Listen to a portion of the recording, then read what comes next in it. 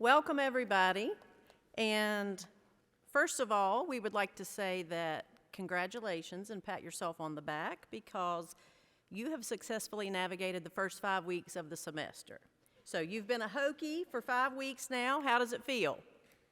Pretty good? Some of what you're going to hear about tonight, everything you're going to hear about tonight is about some of the exciting opportunities that you have in the College of Engineering. So, as Dr. Lester said, we are hoping that you keep your mind open. You may hear something tonight that you've never heard before. You may learn something about Virginia Tech in general that you didn't already know. But I think the main thing that all the departments who are going tonight are trying to get word to you about is tons of opportunities. The College of Engineering has some amazing student organizations, programs, minors, and so forth, and there's a place for you here for sure. I know it's hard, but it's also worth it. So stick with it, and congratulations on making it past your first couple of weeks. So I'm sure that by now, in 5 weeks, you've walked by some construction on campus, correct? You may have eaten in D2, which was recently renovated. You may have been near new classroom building, which is the site of Hitt Hall, which is actually going to be the new home of Myers-Lawson School of Construction, which houses 2 of the majors you're hearing about tonight. You may have been in the stadium. That's had recent construction. You've been in the baseball stadium likely, War Memorial Hall.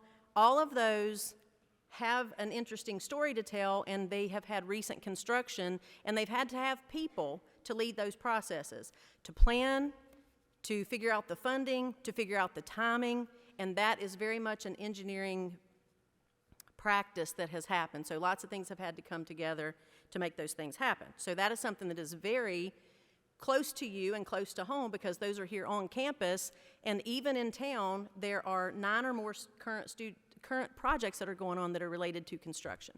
So that's definitely a field that is in much demand and is very complex and sophisticated.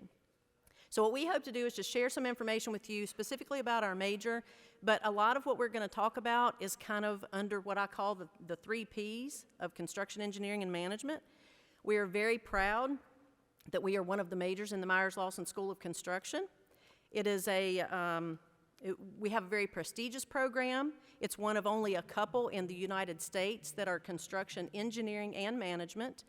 If you happen to have been one of the people who raised your hand to say you were interested in this field of study, you may have checked at other schools and heard about construction engineering or construction management. But it is only 2 that I know of in the whole United States that have construction engineering and management, and that's how our curriculum is set up so that you do roughly a third of each of those. So you get approximately equal components of all of those things, and that's one of the reasons that you're in high demand. Our program is accredited by 2 agencies, by ABET, which a lot of you have already heard of, but we're also accredited by ANSAC, which does the management portion of our curriculum. And so it's kind of a double, I guess, accreditation that adds a little bit of clout. But the final P in the 3 Ps that I like to talk about with construction engineering and management, it stands for people. That is by far the most important thread through our department, through the whole School of Construction. Smaller classes than some majors. We really try to do a lot of things with our students and get to know them on a more personal level. We can find out interesting things about them. You're not just a number in your classes. You will see lots of the same people over and over. Faculty members, students, you get to know them pretty well. And then when you go into the industry, you will also continue to connect with them as an alumni of Virginia Tech, but also as industry professionals. So those are some of the things we're going to highlight in the next couple of minutes for you all. Hi, I'm Abby. I'm a senior in CEM, and I'm also an ambassador. And with me, I have Andrew and Teddy, who are going to do the Q&A panel. So be sure to ask questions at the end. So we currently have just under 250 students. So that is a small department, and some people would look at that as a negative and say, oh, you don't have much clout around the university, or you don't have maybe a lot of offerings that some departments or programs could. But we see that as an asset because it's a small group. We have 1 advisor. I'm able to get to know some information about students, sometimes where they came from, what internship they did over the summer. And the primary part of my job is to help you navigate the check sheet and make sure that you are on track to graduate, that if you want to graduate a semester early and it's feasible, that you're able to do that. If you want to minor in something, we can figure out what you want to create as a minor. And even if you don't have time to minor in something, you can create sort of a niche of your own just by certain classes that you take to create sort of a specialization of your own. So if you want to study abroad, that's part of the umbrella of my job, to help you figure out if and when you can do that. Some students decide that they want to go on for a master's, and we have an accelerated master's program where our students can either go into the Building Construction Science Management Master's in the School of Construction, or you can go into the Civil Engineering Master's in Civil Engineering. Part of what I do relates to being a career coach, helping people find internships, connect with industry mentors, do some of the things that will line you up with good opportunities so that when you go out and start gaining real-world experience, which, by the way, can happen as a freshman, that you are in good standing as far as that goes, and that you're finding lots of opportunities that are very well suited to you and to your interest. One of the things that we definitely like to focus on in the School of Construction and in CEM is the whole person. So yes, your academics are very important. That's ultimately the reason you're here, to gain an education and to go into a field where you're gainfully employed and doing something where you are really excited and you really thrive.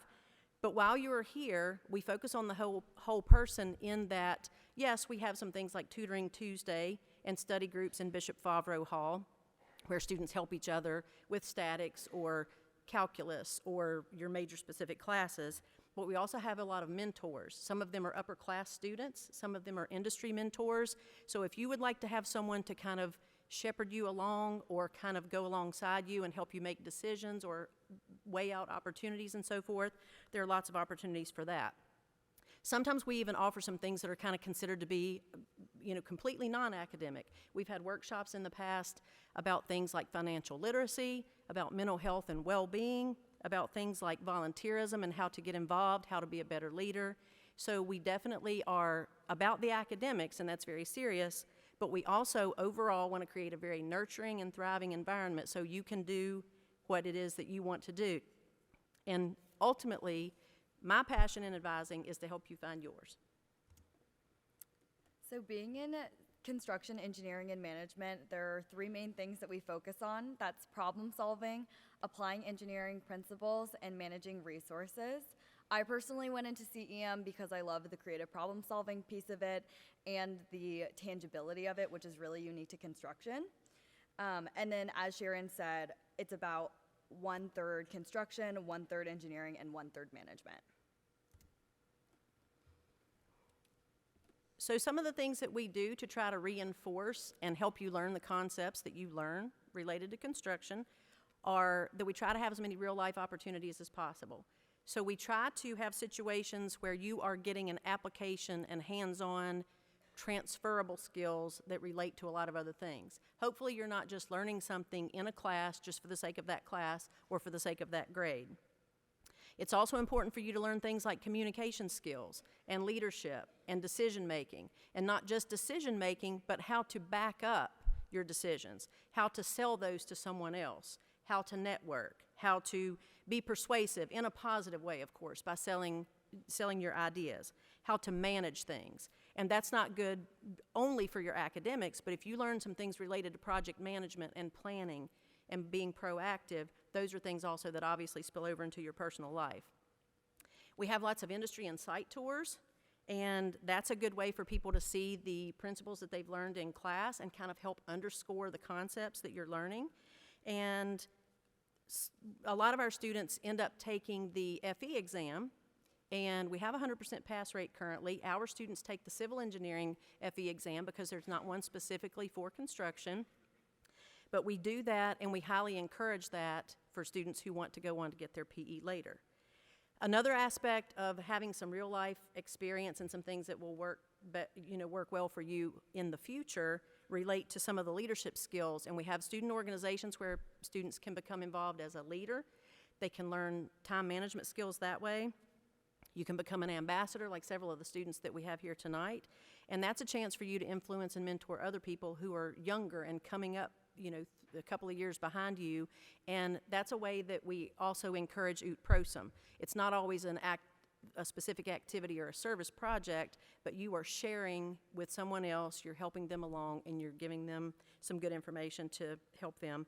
And another example is just having an opportunity to talk in front of a large crowd like this, as our ambassadors have been able to do. So it's a lot of things that we try to do to help you be well-rounded.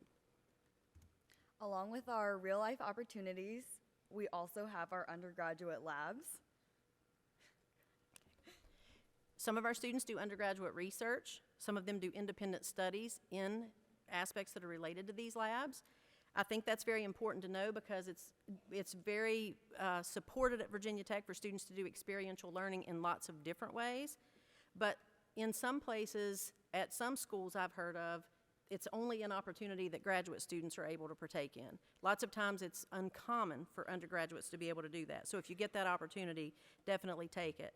Some of our labs have high technology like exoskeletons, where they're learning safety about how much someone can lift and not hurt themselves. Things related to drones, where they do inspections on construction sites, or they do intermittent progress checks and send information back to the owner. Sometimes there are things like chips that are put in hard hats now so that a project manager or a superintendent would be able to tell when everyone is safely off the site in the evening. And some of our labs deal with things like constructing parts of homes, for example, in a controlled environment where you don't have to worry about weather or damage and things like that. I know building construction has some more information about 3D printed homes. That's an interesting part of technology that's offered by the School of Construction. But these types of things are open, and we have a build lab that is open to any student at the university, which very often, frankly, is underutilized. But it's another resource, and it's an example of the way that the Myers-Lawson School of Construction tries to stay responsive to things that the students need and will ultimately help them in a lot of ways. And as Sharon was saying, technology is a really big piece of construction now. You might recognize Spot, the robot dog, who's in the middle photo. But we also use virtual reality, augmented reality, and building information modeling, also known as BIM, just to make sites even safer and more efficient. So just making sure that there's not going to be a pipe that runs through the middle of Burris Hall. So we're coordinating that before we go out on site. So if you're interested in technology, there's lots of opportunity in CEM for that. We also have lots of different student engagement opportunities. So we have our national competition clubs like OCSD, which stands for Orange County Sustainability Decathlon, and they're making an affordable, net zero house that they're actually competing for in California this year. We also have lots of independent studies and Building Women in Construction, which is an empowerment club for females in construction. And then we have Appalachia Service Project and Building Goodness Foundations, which are service clubs that give back to our local communities through construction. So all of our competition clubs and just clubs in general are typically taking real world issues and solving those. As you all know, ut prosum and service learning are both very important to Virginia Tech. Alas, it's our mission. And it's important that what we do in the classroom and what you all learn is applicable to benefit someone else or to a greater good. We have 2 classes in construction engineering and management that are actual classes that you can take as a technical elective, and they are service learning in nature. One of them is domestic and one is abroad. Some of our students, as you know, being in an engineering major, the check sheet is pretty tight and it's rigorous and so forth. Sometimes students don't have a chance to go away for a whole semester or for a whole summer to do study abroad. So if that is something you're interested in but you can't quite commit that amount of time, we have a trip to Costa Rica currently for the next couple of years. In the past, it's been other places like Hawaii, Rwanda, different things, and we have some pictures in a second. But currently, we're doing multiple projects in Costa Rica. So this past spring, we had a group of people who went to Turrialba, Costa Rica, and one of the people who is on the student panel actually went on that trip. And they did some renovations and repairs to a women's business development center. So that's not only helping in a tangible way to provide something that is in the field of construction, It's also helping that community to be more vibrant and self-sustaining. So the project for next spring is building a playground at a daycare preschool type place. It was scoped out when our team went last spring, so we already know a lot of the information about it. But that's actually open to any engineering major, not only students in CEM, anyone in the college. In fact, anyone across the university would be able to take that class. So that's the spring trip, and what happens is you enroll in the class, and you are in the class just like a regular, any other type of course that you would take, and you are, in essence, scoping out a project that's going to happen in Costa Rica. So you are figuring out things like the materials and the timing and how much work is going to have to be done each day to make sure it happens. You're figuring out how are we going to make sure that the materials are there when we get there.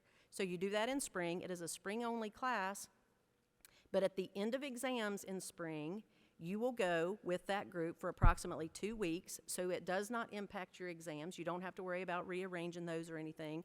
After exams and graduation are over, and then you will be back by Memorial Day Monday, so that if you want to do an internship, you can do that, and it doesn't mess up any of the time in the summer. You can just tell your employer that you're available after Memorial Day or something like that. The trip that we do in the fall is typically multiple trips because it's a domestic trip, and we go to places like West Virginia, deep Southwest Virginia.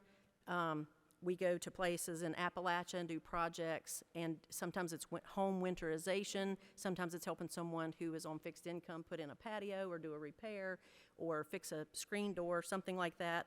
But it's a way that if you want some service learning experience and you can't either afford the time or the cost to go study abroad, it's a way that you can still get that experience. Abby mentioned a couple of organizations, Building Goodness Foundation and Appalachia Service Project, and we have a picture in just a second to show you of a project they're doing as close as Radford, Virginia, which is only about 20 to 25 minutes away. And it was some grandparents who unexpectedly had to take custody of their grandchildren, and they didn't have enough space, so the students in these clubs built an addition to the home that was 2 bedrooms and a bathroom and some living space. So here are a couple of pictures related to those.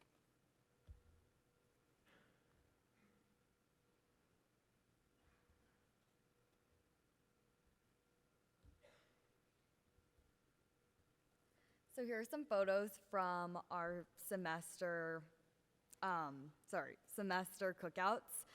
This is something that our students and faculty absolutely love. We basically just host free cookout food, and we all just hang around and eat lunch together. But being so people-based in construction engineering and management, we really care about our people and our community, so we're really tight-knit. And overall, we just have really unique opportunities like this that we're so small that we can have. So with our career fair, we actually have one coming up October 17th from 10 a.m. to 4 p.m. at the Inn. It is in your GE events calendar, so definitely check it out. Freshmen are absolutely invited to this. Every single person in this room is invited to this. Companies are really want to hire students, and there's just lots of demand for construction right now, and so if you at all are interested, please come.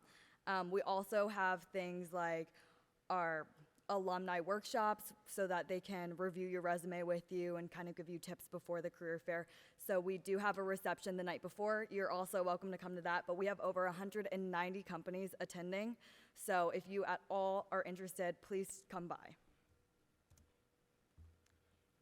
So to help make all this happen, we do have some opportunities related to financial aid in the School of Construction. It's school-wide, between us and building construction, there are approximately $100,000 worth of scholarships, and that some of those are specific to people who are interested in a particular area of construction, or sometimes an underrepresented minority, or someone within another category. But some of them are not even need-based, they're merit-based, so it's not exclusive. There's something that most everyone can apply for. Also, if you are in a smaller program, sometimes there are not as many people who apply for those scholarships, so sometimes your chances are even a little bit more.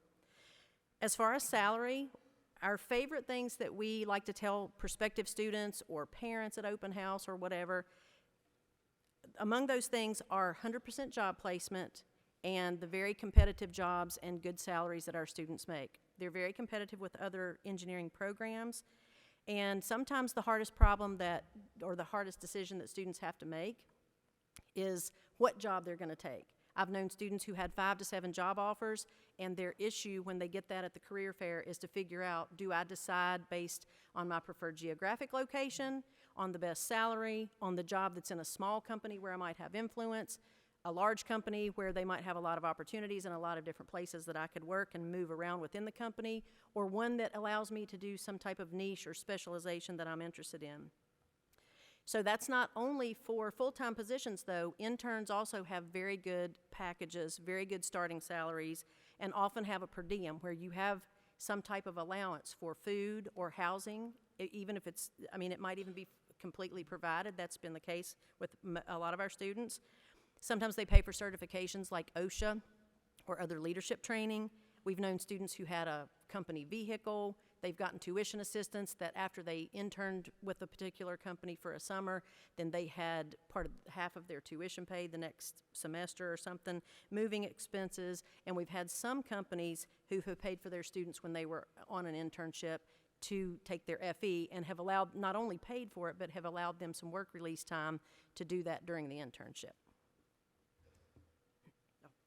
So what's next? After all this cool stuff, after you do the interesting curriculum and you do lots of real-life hands-on activities and you're making good money in internships and you're figuring out what aspect of the industry that you want to go into, you graduate. So our degree is competitive enough that you don't have to have something like a minor or a double major or a master's degree. But of course, if you want to do that, we definitely will help you get to where you want to go. But our job offers in the School of Construction are very much in demand, lots of offers, lots of aspects of the industry that you could go into. We've had students who have gone into like design aspects. Some are in management, such as a project manager or superintendent. Sometimes it's sustainability. Sometimes it's related to safety. Sometimes it's related to technology in other ways. But there is an aspect of construction that would relate to many of you in here, even if you're in other majors. And if you do want to go to graduate school, as I mentioned, our students can go into construction science, building construction science management in the School of Construction or civil engineering. But one of the coolest things we like to talk up is in the School of Construction, you get 3 ceremonies at the end of your time at Virginia Tech. We have a hard-hatting ceremony that is just our kind of family ceremony where it's building construction and construction engineering and management. And then you have the university ceremony and the college ceremony. It's not a mandatory thing, but lots of our students then wear their hard hat that they get at hard hatting in the university or the college ceremony because you're easy to pick out. You can tell your family members where to find you or something like that. But it's a nice, just a touch that adds to some of the camaraderie and some of the kind of team aspect that we have in our School of Construction.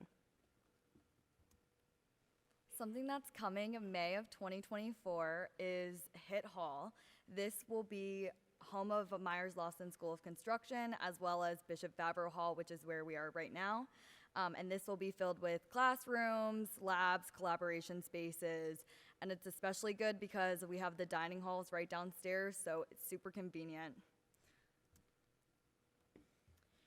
So just to leave you with a couple of thoughts, if you have any interest in gaining some more information, these QR codes, hopefully they're not too close together, but they at least will be in the presentation that will be recorded if you need that later. But you can find more information about our check sheet, student ambassador profiles, videos from alumni, some alumni interviews on our CEM website. So there's information between, some of the technicalities, and some of them are more of the relational kind of subjective things, people saying something that benefited them from their time at Virginia Tech. You can see our LinkedIn. Other social media can be seen from the website, including like a calendar of events that you can stay in tune with. And if you're more interested in getting some specific information that's a little bit more immersive about construction engineering and management, On Friday, November the 10th, we are having CEM Preview Day. That happens to be the Friday before the next open house weekend. So it could be prospective students who are juniors and seniors, but it could also be students who are here, who are exploring it more. That doesn't necessarily mean you're committing to CEM. It's just a way to gather some more information, and we would love to have you. We'll have things like technology demonstrations from the different labs that we mentioned, student ambassador and industry panels. You'll be able to sit in on a class. We'll have some tours, HIT Hall site tour, and a picnic, and some things like that. So we would love for you to join us if you're interested. Thank you. Thanks.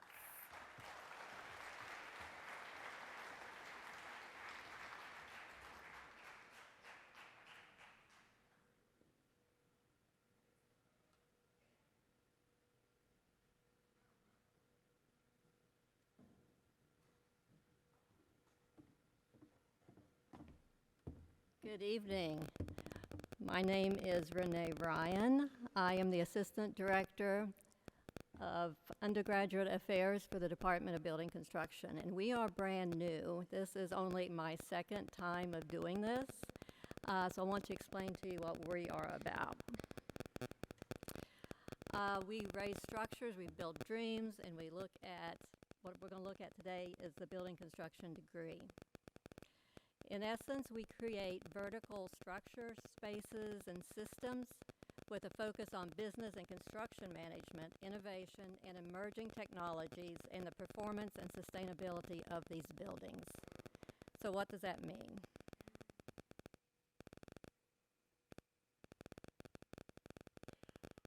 This is what we do.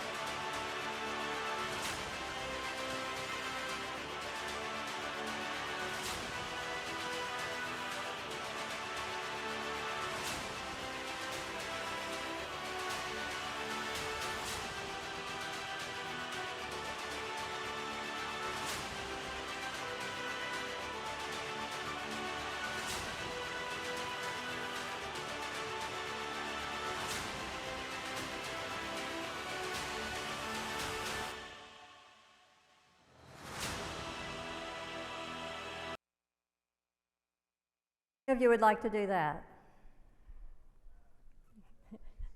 It's pretty cool, isn't it? So actually one of our students, wait a minute, it's starting back.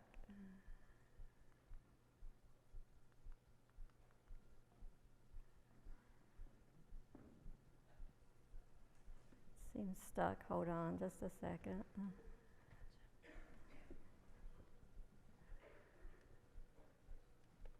Thank you. One of our students, well, she graduated last spring, Hunter Armstrong. So this is what she's doing right now. She's a field engineer with Mortison, and she's in the division of the company that specializes in sports stadiums and arena construction. So she actually did all 3 of her internships during her time in BC with Mortison. And as I recall, she got a substantial sign-on bonus, relocation allowance, $550 a week housing stipend because she'll be going to different areas of the country to build these stadiums.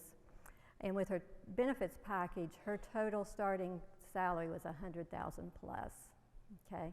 So this is some of the things that you can do with a building construction degree. So who are we? We are within the Myers-Lawson School of Construction, and they house 2 degrees, so they award 2 degrees. They award the Bachelor of Science in Building Construction, us, And then they award the Bachelor of Science in Construction, Engineering, and Management, which you just heard Sharon talk about. So the differences between these two degrees: BC is a non-engineering degree within the College of Engineering. That means you entry right into our major, whereas CEM is an engineering degree. You can sit for the exams that Sharon was talking about. In CEM, you enter into the college and you take the general engineering courses your first year. We are probably more entrepreneurship and management focused. Our students take a lot of management courses. CEM is maybe a little bit more STEM and management focused. But our similarities far outweigh our differences. So we share faculty, classes, clubs, internships, career fairs, research, organizations, labs, and facilities. And one of these facilities she alluded to, so I hope we're not, saying too much of the same thing, but HIT Hall, which HIT Hall is being built, is made possible through a lead gift of $8 million from the HIT family. So this is the HIT family of HIT Construction.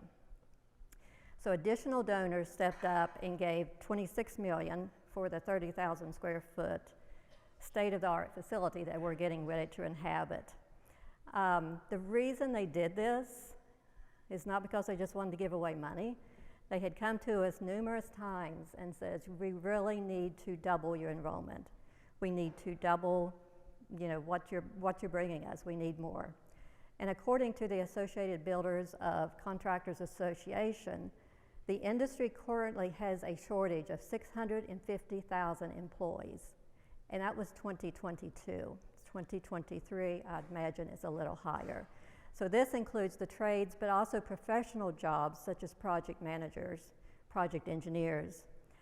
So there is a desperate need right now, and them putting together this facility, coming up with the money, putting their money where their mouth is, they're saying, we believe that we can bring in more students, you can bring in more students, we want this facility. And the HIT family, they didn't even graduate from Virginia Tech, they were Georgia Tech. But they like so well what we bring them out of building construction and CEM, they gave us the money. So what we learn,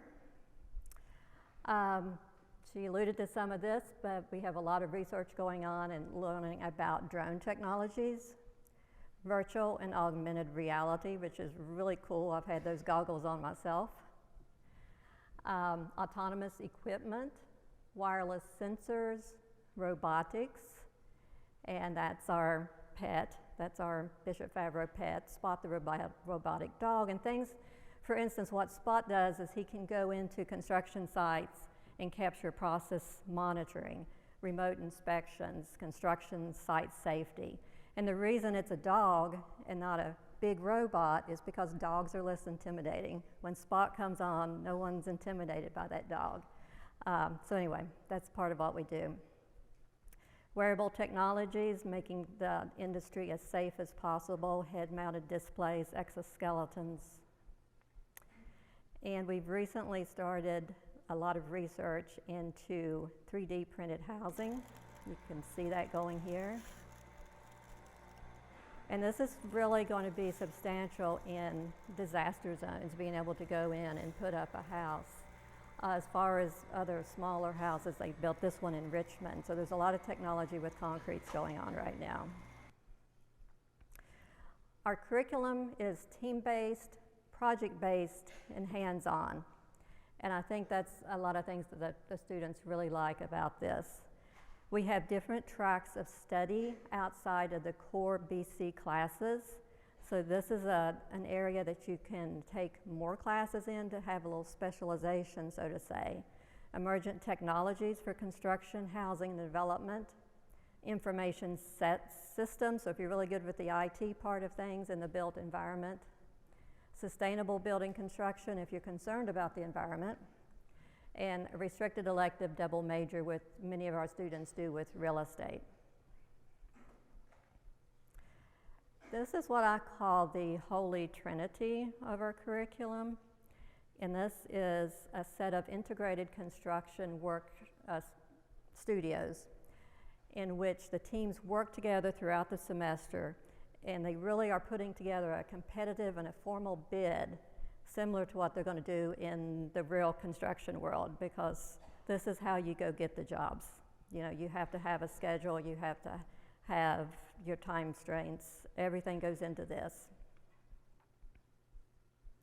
And that culminates in the last semester they do a design build capstone. We have engaging classrooms. We just don't like to sit in a chair. Engaging labs.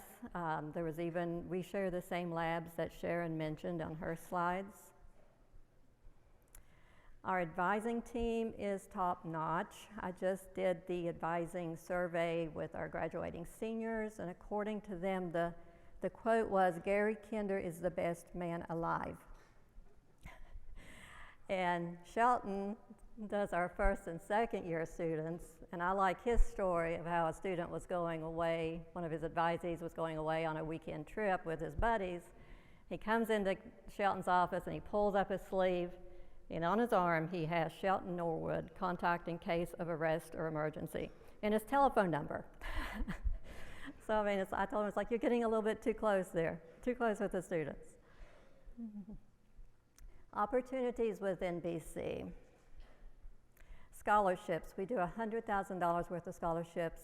That's a lot for our program because we have a smaller program too. I think we have around, Natasha can probably tell me exactly, but around probably 400 students. So this is, we really take heart with the ones underrepresented and try to support them, put our money where our mouth is too. We have a chance to compete in competition teams. We go places and we win trophies. Study abroad and service learning. This is two that I actually took the students on. One was Belize City, Belize, and Kauai, Hawaii. Vietnam, Peru. There's a lot of different ones that we go on that she alluded to.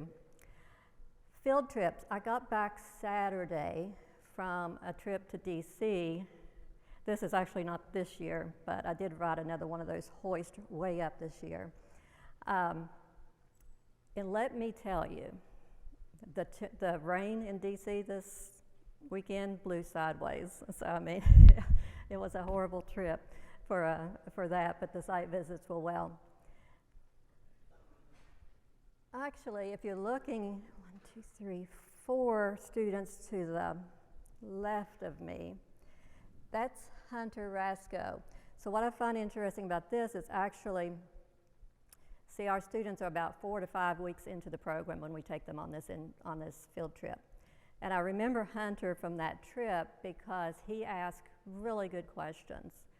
And at the end of that, we were walking away. This was the Frederick Douglass Bridge, wasn't it? Yeah. And one of the executives came over to us and was like, "Who is that one? Who's that kid right there?" And we told him. And he went up to him before we walked off site that day and says, "I have an internship for you this summer." He ended up doing all 4 internships there. He is working for, I think that was Walsh. He was working for Walsh, and that's where he's still working today. So, you know, when I say the industry wants our students, they want you right now. And 13 years ago when I started, that wasn't the case. But we have made the case that our first-year students are capable of going in, learning, and taking that back to the classroom back and forth. You know, that's the best kind of experiential learning. Internships and careers. So this is actually, like she mentioned, and my number is wrong because she said 190, Sharon, 190 companies. And this happens in October. But this is because they come looking for our students, and here's a little video on that.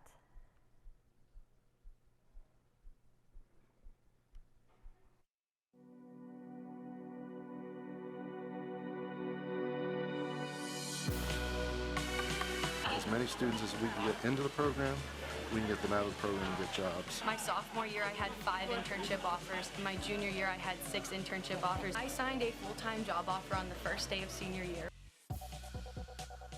I wish there was 100 more students that we could hire tomorrow because they're all great kids. Rather than compete for jobs, the companies are actually competing for our students. These are professional jobs, a lot of money to be made by the students. The employers tell me, and a lot of these folks at our career fair go to other career fairs, and they tell us our students are by far the best students in the country. It's just an awesome display of talent that's coming out of Myers-Lawson's School of Construction. We have almost 40 young men and women that have graduated from Virginia Tech and come through our intern program that are project executives, senior level project managers, pre-construction managers, superintendents. I think Virginia Tech is in Myers-Lawson has focused on what the industry needs.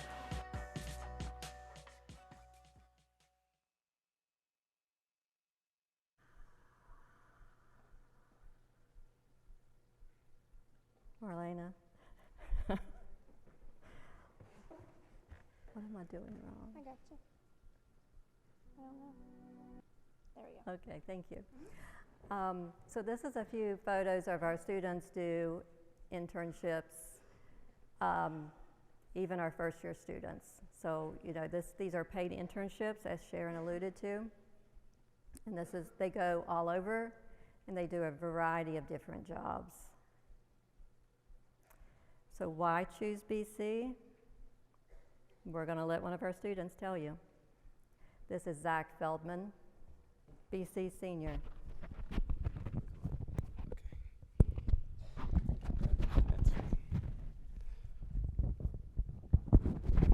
How is everyone tonight? So Renee asked me to come up here and kind of share my perspective as a building construction senior. I've been in the program for 4 years now. Started during COVID years, which was definitely unique, but that did not at all limit my opportunity. From South Florida, came to Virginia Tech, had some family that went to Tech, so kind of worked out that way, and I've loved it ever since. Like Renee said, the department has really incredible opportunities for freshman students to get paid internships out of the freshman year, which is a little uncommon to some of the other majors at Tech that require you to wait a year before entering your major courses. So my first year, I worked for Grundley Construction, Washington, D.C. That's the picture on the bottom right. It was a building for the U.S. State Department in Arlington. It was an $86 million base build construction project. Really neat in the field experience and actual work that I was able to help the team, managing multiple scopes of work myself. My second summer, went a little bit closer to home for some family reasons, worked for Turner Construction in Miami and for the Fort Lauderdale area, building an airport, incredible project, really neat perspective to build aviation projects, and being able to walk out on the tarmac and touch an airplane was something very unique.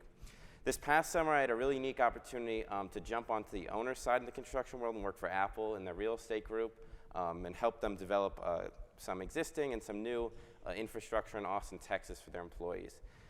Building construction truly develops you to be a leader in the field and really how to understand the management of the people within the field.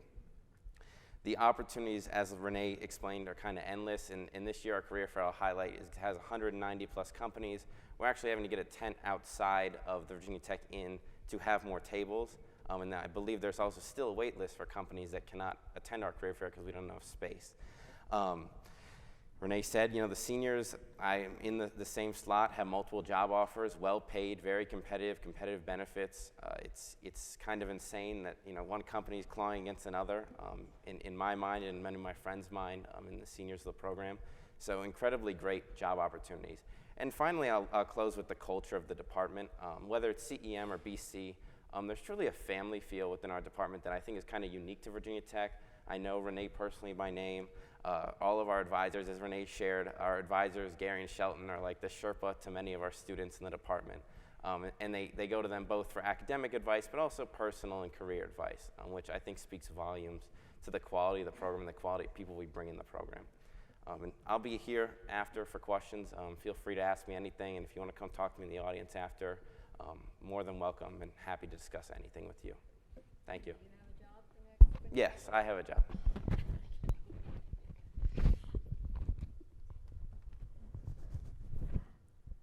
Every day I get on LinkedIn just to congratulate. Everyone's posting their jobs right now. So, you know, they're 5 weeks in, the seniors are 5 weeks into their senior year, and they're accepting jobs. And that's exactly, I mean, a lot of them even accepted over the summer. The companies won't let you go, you know, they want them. So that's a great problem to have, is having to choose between job offers. And like he just said, it's a family affair, and the most sincere marketing comes from the mouths of our students. So we've had, this is just since I've been there 13 years, I've started counting, we've had 7 sets of twins, we've had 20 sibling units, and the Mitchell family in front of us were actually all 4 siblings in our program, at least for one semester, before the oldest one graduated out. 3 of them were BC and 1 was CEM, so they were all within the MLSOC family. So I mean, this is what it's all about. This is when you go home and you're so passionate about your program and you're so satisfied with that program that your brothers join you, your sisters join you, and our best marketing comes from our students. So we are a BC family. We work hard, especially in the summers, and we play hard. And this is, as Sharon alluded to, the hard hatting ceremony in which our students get their hard hats, and most of them proudly wear them, and they stand out during the university commencement studio ceremony. So if you have any questions whatsoever, of course we'll be here tonight up here answering questions, but you can contact the success team is what I call us right here, and also our ambassadors are listed on the website, and they're all welcome to just meet you for coffee, whatever, and talk to you about the program. So thank you.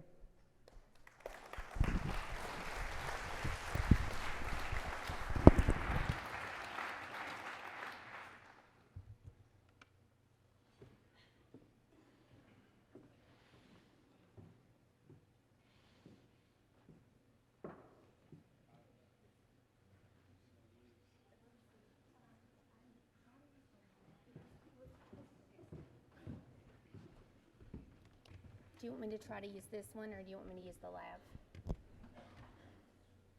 Which do you prefer? Oh, that's working now. Do you want to try to use that again? Let's just see how that goes. Is that okay, or would you prefer to be mobile? No, that's fine. Okay.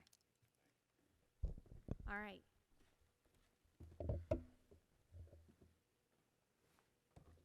All right, good evening, everyone. Thank you for being here this evening. And it's pretty exciting to stand up in front of you. My name is Darrell Scott. My nickname with my family and friends is Scotty. I'm in the Biological Systems Engineering Department. I'm a professor and associate department head for undergraduate studies.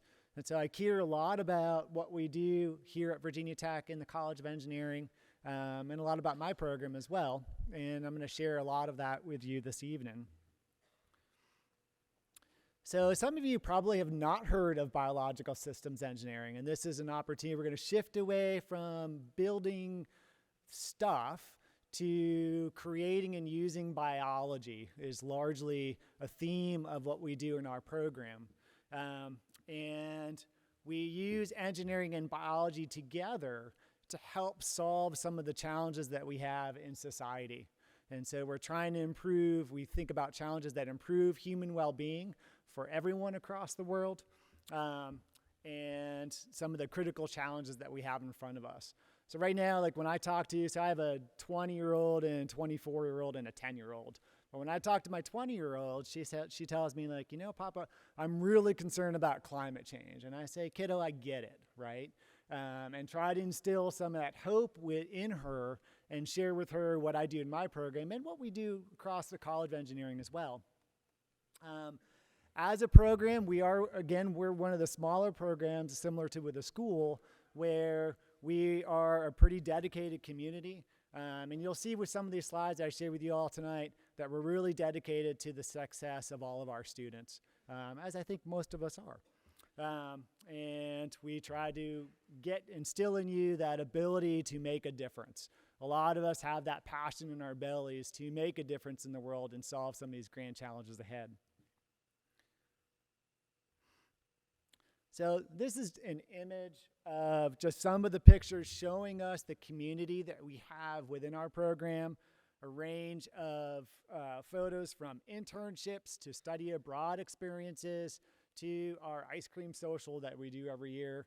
And you kind of get a little bit of a flavor that I'll dive into through the rest of these slides I share with you this evening.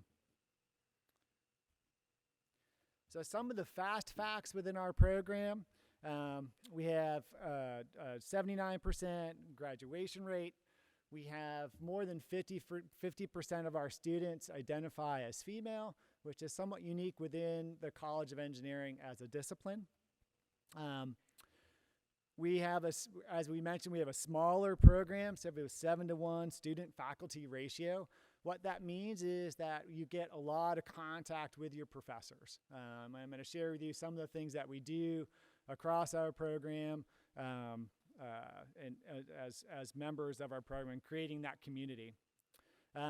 Over 90% of our students participate in experiential learning opportunities, from internships to research in our labs to going out and doing other kinds of internships as well.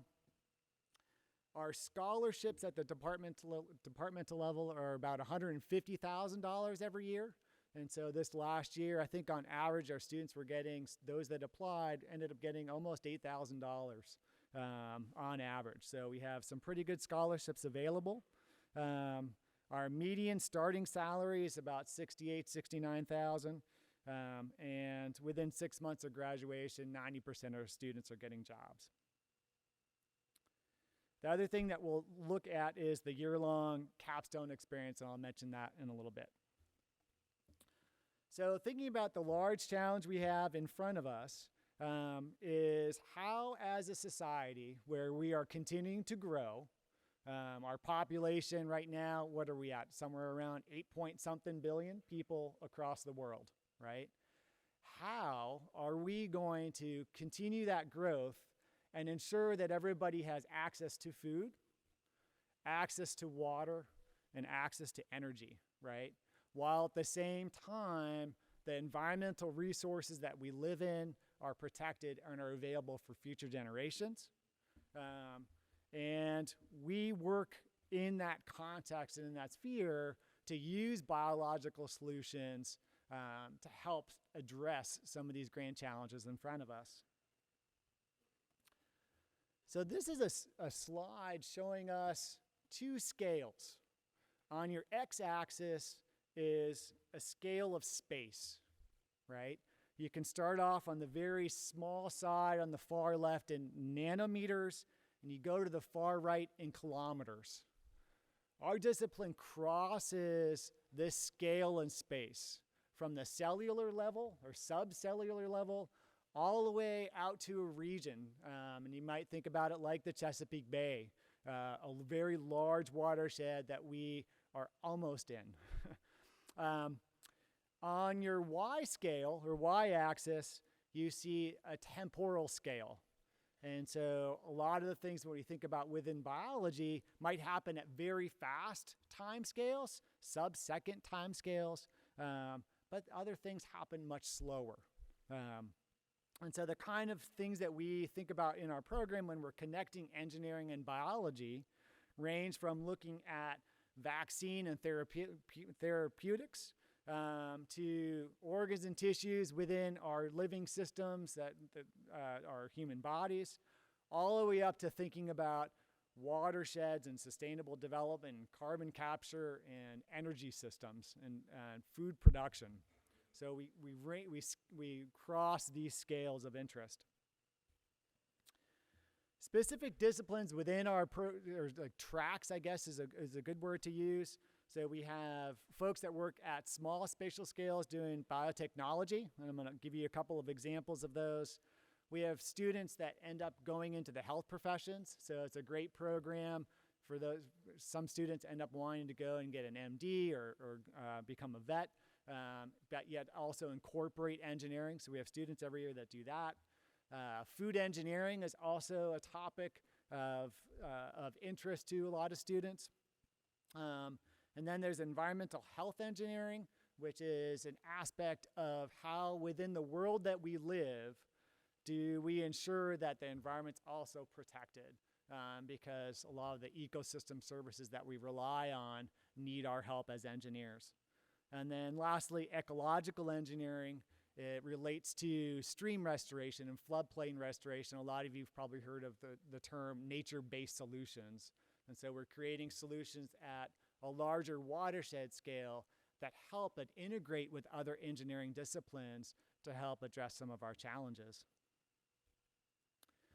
So just to give you an idea of that connection with biology and engineering, and so we do a lot of creating. And so when you think about biotechnology, we're creating using biological organisms or biological processes to improve human health or to create a biomaterial that is something that's living, but we can use it for another application. We also do a lot of fixing. How do we clean up water that we're using for other purposes across the landscape prior to it going into a water treatment plant? So it's cleaner before it's used in a downstream process. And we think about biological mechanisms that help do that. We also work about bending the arrows. So when we think about sustainability, I'm just going to check my time. When we think about sustainability, we often try to come back. And so this idea of bending the arrows, if we create dirty water, how do we clean it up and put it back into a process? And so you'll think a lot about this across engineering, and we do it in biological systems as well. So I'm going to give you 3 examples of some of the specific kind of challenges that we're thinking about in our discipline. One is producing enough food in a way that we can support our growing human population. And so we have folks in our program and our students that are graduating are in the process of engineering bacteria and fungi to help produce new biomaterials and products that can be used, such as new biofuels. We might create more sustainable food production that requires less nutrients or less water. We'll hear a lot about water availability and excess nutrients. Well, if we can engineer food where you're putting less input in, it ends up being more sustainable. Some of the tools we use in this space are what the term would be synthetic biology and biotechnology, as well as a lot of data science. And so in our discipline, we have a lot of folks that are doing a lot of data science as part of the curriculum and as part of what they're going to be using when they go out into their careers. Another example is one of our research groups in our lab is creating smart materials, that is biological materials that can be applied for many different things. I was in the hallway the other day talking to one of my colleagues, and he said, "Hey, Scotty, guess what Anna's doing?" I said, "Well, what, Jacktone?" And he says to me, "Well, she's working with me with emissions of ammonia from animals and how to capture that ammonia using this biomaterial that she's engineered, and then take that captured ammonia and use it as a fertilizer." So it's a pretty cool application, novel application as a biomaterial. And then the last example I'm going to show you is related to nature-based solutions and ecological engineering, where we all in our daily lives need access to food, and we need clean water and drinking water. And so a lot of the work that we do in this ecological engineering space relates to the creating biological and engineering those ecosystems for the mutual benefit of us as humans, but also for the ecology, which in the end improves our human well-being.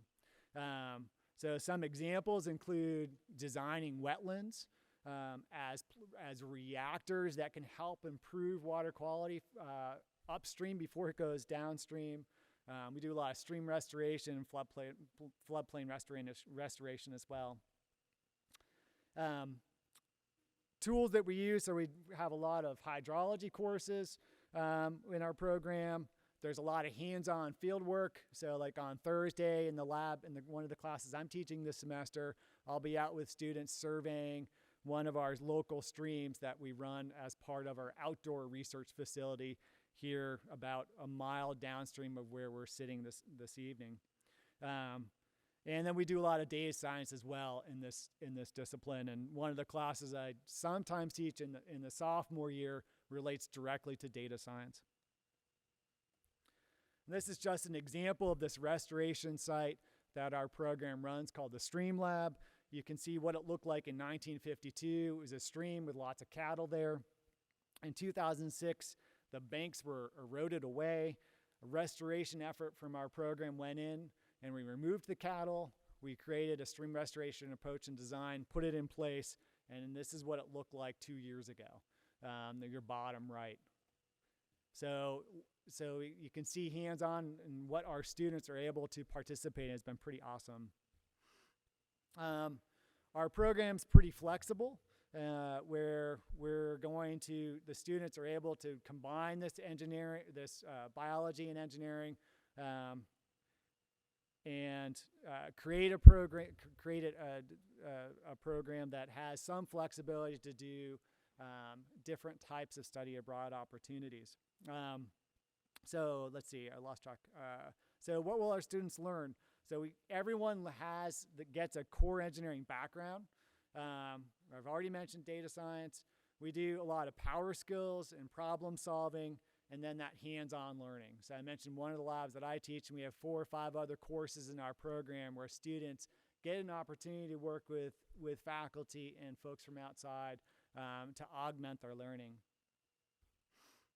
Our advising in our program is pretty awesome too, just like some of the other programs. So Priscilla Baker is our advisor. She's not here with us this evening, but she is very hands-on, very proactive, completely student-centered, and is there for you as the student or for our students, and is quite an asset to our program.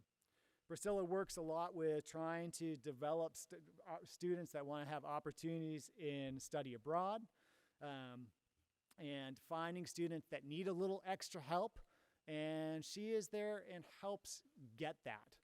We're a big university, right? And so no matter where you end up, right, reach out to that advisor, because our advisors are pretty awesome, not just Miss Baker. In our program, being smaller, we do have a lot of undergrad research opportunities. I get to approve all of them as part of my role, and I see all the opportunities that our students have.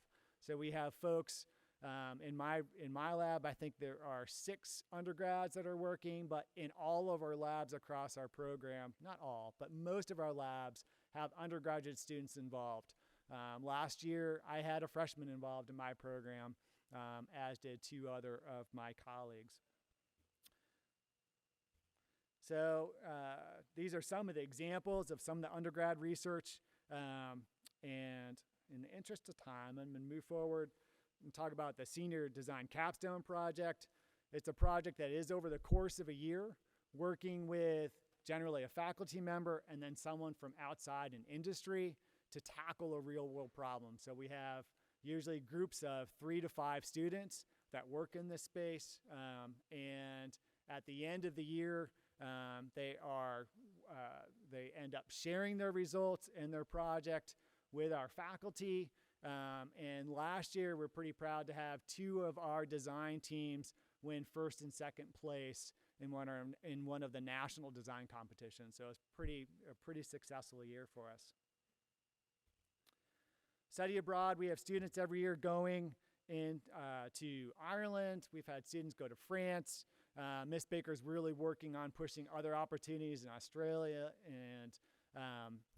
and then there are students that do a lot of short-term study abroads as well, as part of the program.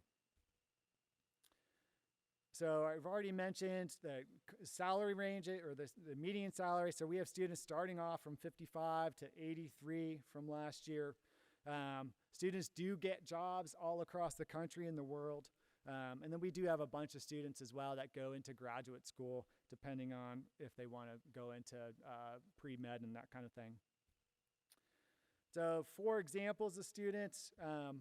Kate Lesko is an ecological engineering focus area, and she's now with Timmons Group in the renewable energy program. And she was really active in ASABI, which is our local professional, our departmental professional society. Sam was interested in food engineering, and he is now in research and development at a smaller startup firm. Molly Simon was in biotech, and she was, again, very active in our program as an ambassador. We do have an ambassador program as well. And right now she's working with Millipore Sigma as part of as a scientist on the pharmaceutical side. And then Karen was a student that graduated in 21, and he is in med school at this point. And so one of the things I didn't mention is that, I did mention is that our faculty do really care about your all success, and our program cares about your success. And so I would encourage all of you that end up being, I saw a lot of hands that were raised earlier. If you're interested in our program, come and talk with us, right? Way to find more about us is to reaching out using this email. The BSE advising, it'll go to Miss Baker. You can also reach out to me directly. So again, my name is Darrell Scott, and we'd love to hear from you. There's other social media things that you can check out.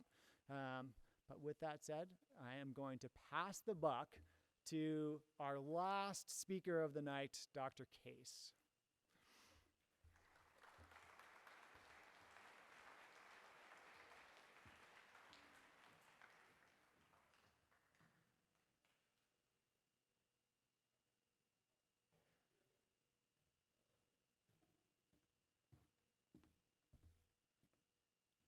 All right, good evening. Can you hear me okay? All right, so my name is Scott Case. I'm the Reynolds Metals Professor and Associate Department Head in Civil and Environmental Engineering, and I'm going to try to share a little bit of information about our programs. Before doing so, I'll tell you a little bit about myself. I'll try to give you the abbreviated version, so I'll skim through relatively quickly. I'm a Virginia native. I'm a first-generation college graduate, so for those of you who are in similar positions, I'd be glad to talk with you about my experiences and the things I learned along those lines. I'm a 3-time Virginia Tech alumnus, so I joke with people that if you cut me, I bleed orange and maroon. My degrees are in engineering science and mechanics, engineering mechanics. I was a member of the ESM faculty from 1997 to 2014. The department was merged to form biomedical engineering and mechanics. If you look at my work, you see that I don't do a lot of biomedical related work, and so it wasn't the best fit for me. So I got the opportunity to move to civil and environmental engineering in the fall of 2019. Like Scotty mentioned, I think he has some kids who are at similar positions to you are. I'm the proud parent of 2 sons. My oldest son is a Virginia Tech civil engineering alumnus. He's gainfully employed now. He works for a land development firm in Raleigh, North Carolina, so he's off my payroll and has been for a couple of years now. And then my younger son didn't decide to be an engineering major. He went in the chemistry direction. I'm still trying to figure that one out. My wife was not a big fan of chemistry, nor were I. But he's a Mary Washington chemistry alumnus. And he's also off my payroll now. Ironically enough, he works for a civil engineering firm in the Arlington area. And then about me, I'm a self-confessed sports junkie. And so if you want to get me going in a discussion, then we can talk about all different kinds of sports events. This is an image that I sent to my son at the beginning of last basketball season, just to rub in the fact that I was getting to see basketball games while he was working. The civil engineering profession, if you look up oldest engineering profession, you'll find that yes, in fact, it's recognized as being the oldest engineering profession. We can come up with examples that I'm sure you're familiar with, like the pyramids of Giza. We can look at the Roman aqueducts. The Vasco da Gama Bridge, that's actually a more recent one. It's the largest bridge in Europe right now. The Hoover Dam, I'm a nerd, so I don't know if you've seen the Learning Channel, Discovery Channel videos about the building of the Hoover Dam. I probably watched them 20 or 30 times. And the Burj Khalifa, it's currently the tallest building in the world. It's approximately a mile tall. Some of the challenges that we are looking for our students to try to address that we have to look at in the 21st century built environment. One that Scotty has mentioned as well that tends to be at the top of the list of concerns among current students are climate change, as well as how that interacts with energy. We had some discussions earlier from the building construction and construction engineering management programs. If you look at energy utilization, approximately 50% of the world's energy utilization is associated with buildings and building constructions. So that's an important contribution, not only from construction engineering management, from building construction, but also from the civil engineering side.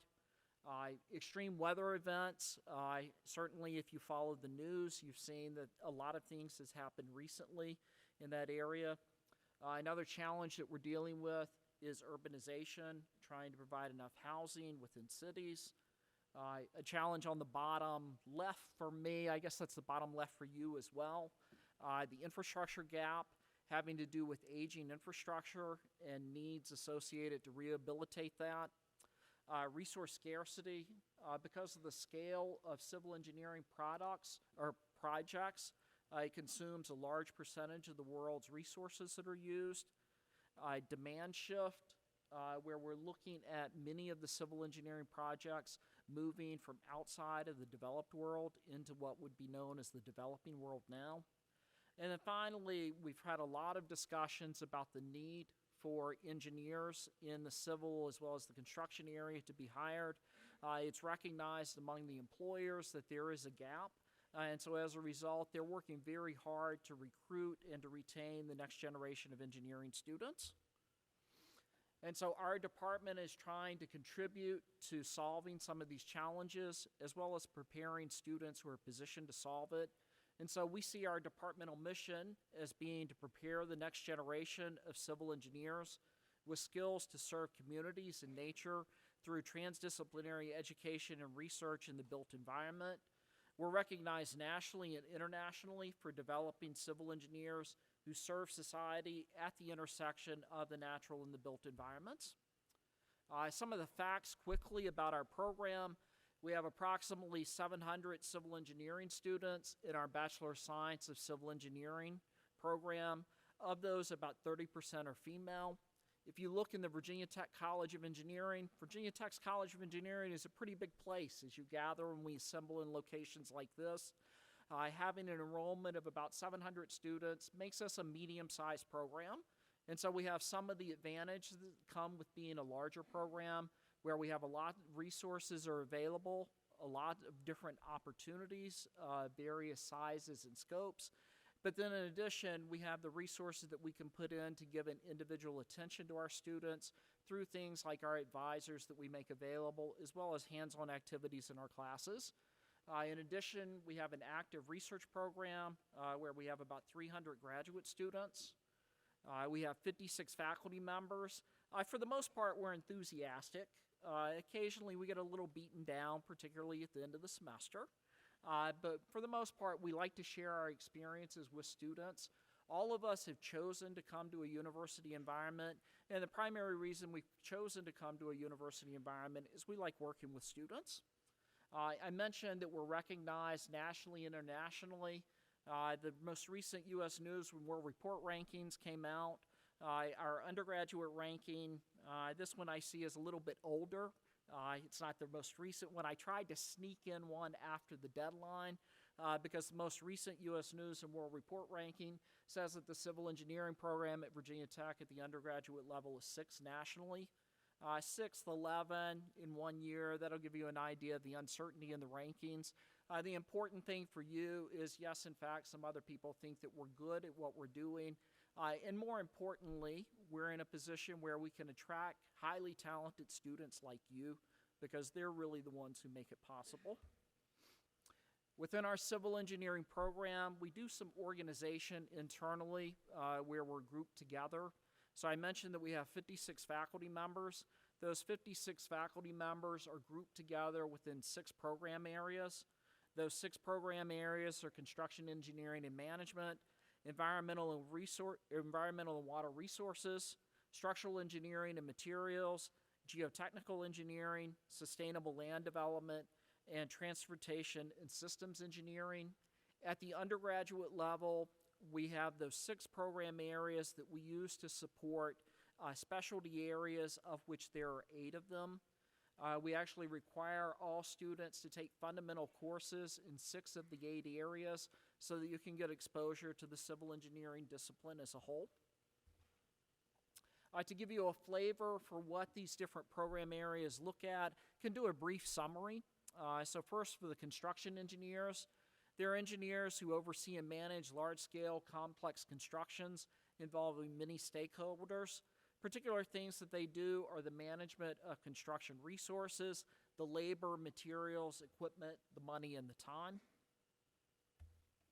Environmental and water resources engineers apply fluid mechanics, biology, and chemistry to try to minimize and manage waste pollution, in the process protecting the air, water, and soil in our cells from harmful chemicals. They design systems and equipment to help manage the world's water resources. For example, municipal and industrial wastewater systems, locks and dams, as well as flood control projects. And then they characterize natural hazards and their risks. And in doing so, they design systems that attempt to reduce fatalities, mitigate damage, and protect the quality of life when these natural disasters do strike. The structural engineering or structural and materials engineers design and analyze all man-made objects whose primary function is to carry loads. Examples of those are buildings, bridges, aircraft, transmission towers, and drilling platforms. And in doing so, they're responsible for considering the social, economic, environmental, and aesthetic factors.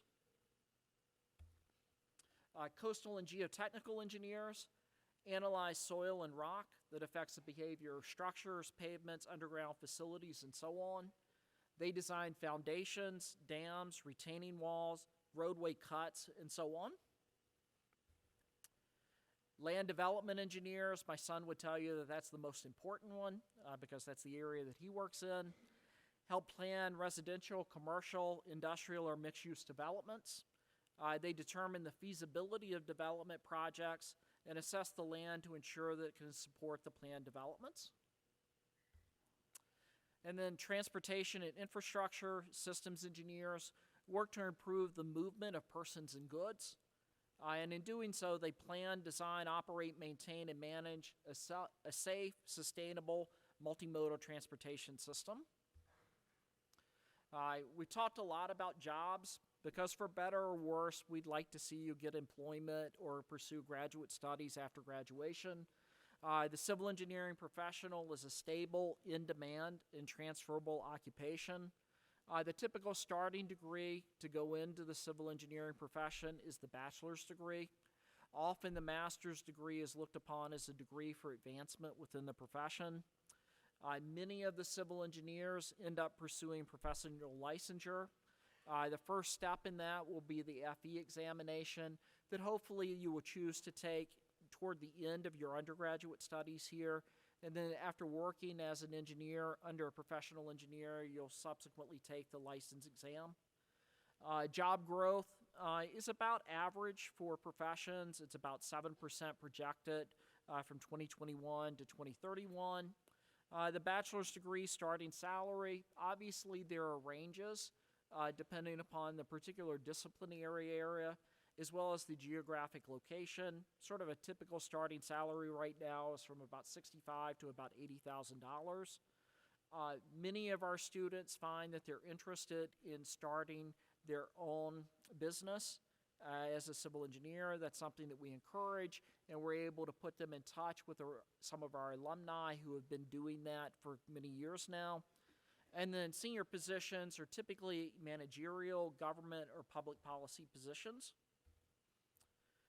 And so in terms of what you might learn as a civil engineering student, it would be a combination of science, some aspects of society, as well as sustainability. because the civil engineering profession really is one that sits at the interface among those. We want you to learn to be impactful leaders for change in Virginia as well as the world. And most importantly, we want to position you and train you to design safe, sustainable, and resilient infrastructure that improves the quality of life for everyone.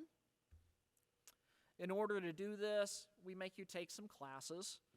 We won't talk a whole lot about the curriculum here, so I've got one slide associated with it.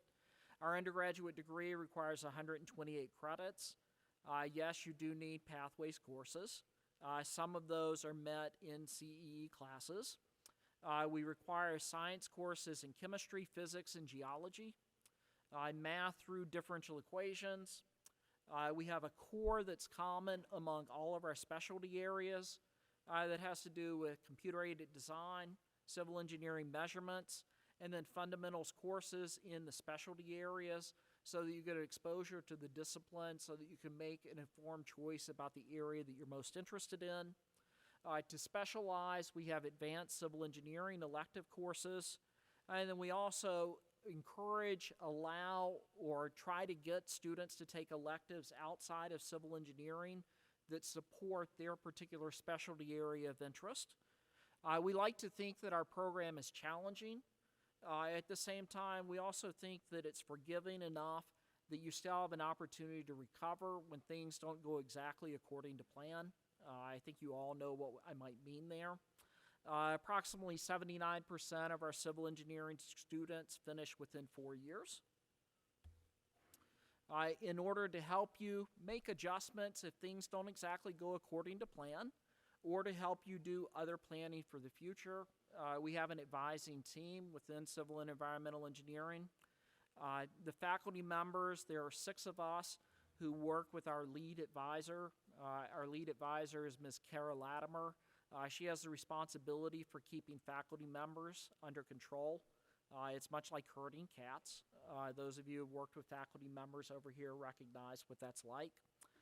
Students are assigned a faculty advisor in civil environmental engineering when they transfer into the department, and that advisor sticks with the individual student for the duration of the student's academic time within the program. So we get an opportunity to know you. Hopefully I can name each of my advisees by name. Sometimes it may take me a couple of minutes. Occasionally they may have to say, yes, my name is Joe. Other programs have mentioned that there are lots of opportunities available outside of the walls of Virginia Tech. One of those has to do with study abroad. One of the particular study abroad programs that is a structural engineering and materials faculty member I have to mention is the Bridges, Builders, and Society study abroad activity. That takes place every summer where a team of faculty members takes a group of students to Europe and gets an opportunity to visit many of the most spectacular bridges there. We recognize that college is expensive. We're fortunate to have scholarships that are available. We've got approximately $300,000 of departmental scholarships that we award each year. The awards typically range from about $1,000 to $4,000 for sophomore through senior civil engineering students. And then we have a few VIA scholarships. Those are our most prestigious scholarships, and they provide in-state tuition for a year. Each semester, we have a career fair that's specifically for civil engineering students. In fact, our career fair has taken place over the last 2 days this fall. There's a high demand for students in the civil engineering profession. We had about 114 companies here for the career fair with 167 on the waiting list that we couldn't fit in. So like other disciplines, the employers are lining up to hire Virginia Tech graduates. Many of the students find internships and full-time positions through this opportunity. The fall semester tends to be more one that's for students who are looking for permanent employment. The spring semester tends to be more of lining up summer internships experiences. If you'll allow me to get on my soapbox as a parent of recent graduates from college, whatever you do, start working on getting your first internship as soon as possible. The most important thing for getting your permanent job is getting your first job.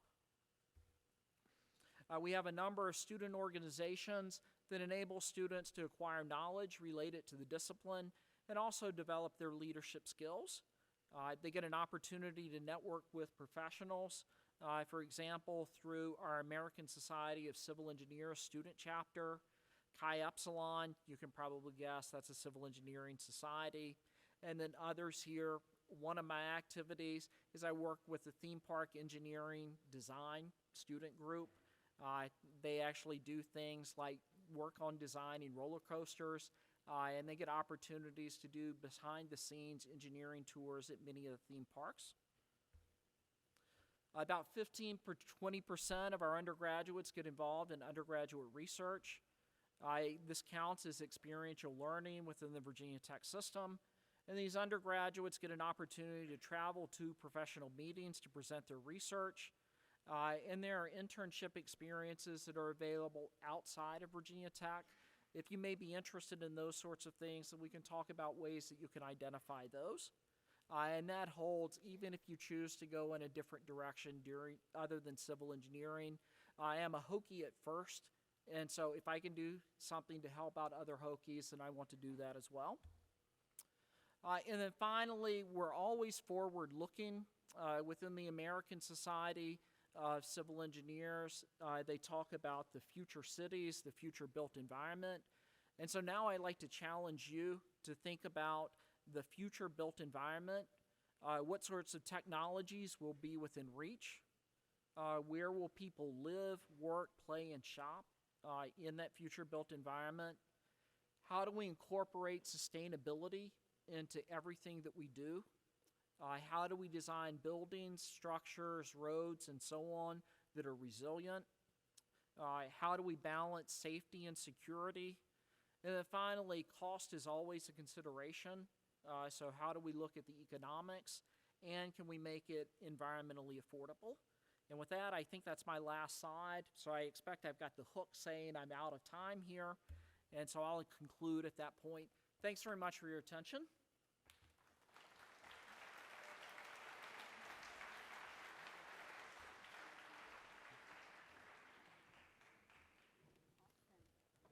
All right, can we turn this one on? Thank you. So what we're going to do is start the Q&A. Oh, good job. Thank you. Yeah, if you'll raise